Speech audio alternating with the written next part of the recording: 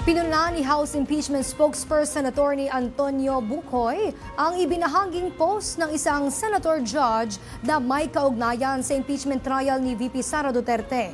Yan at iba pang mga pahayag ni Attorney Bucoy ihahatid sa atin ni Zai Chua.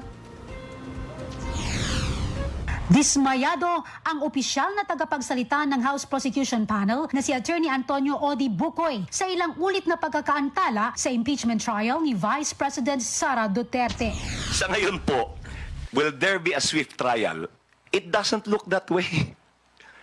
There's so much foot dragging on the part of the impeachment court. Also on the part of the impeached official.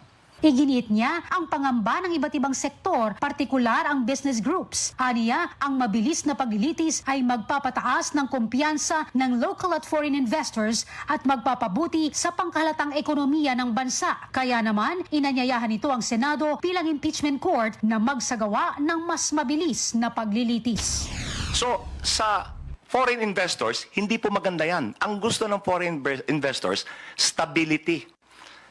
Pangalawa, nagdadigress ang atensyon ng Senado sa halip na sila ay makagawa ng mga batas na makakatulong sa ekonomiya.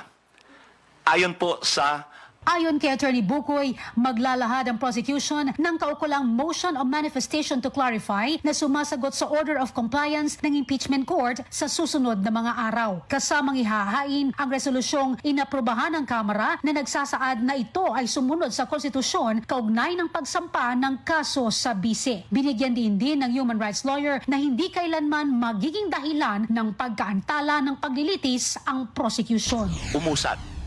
Pag-usad po nito, sa panig ng prosecution, hindi po ang prosecution ang magbibigay ng dahilan para maantala ito. Ang gusto ng prosecution, swift trial. Samantala, pinuna rin niya ang pagpapakalat ni Senator Ronald Bato de la Rosa ng artificial intelligence o AI-generated video na pumapamor laban sa bise. Ang kontrobersyal na post ng mga individual na umano'y tutol sa impeachment trial ay na-flag ng mga fact-checker at media watchdog na peke. Punto ni Attorney Bucoy, bilang Senator Judge, inaasahan na dapat ay impartial o walang kinikilingan ang senador. The message doesn't matter. If the source is fake, how can you rely on the message?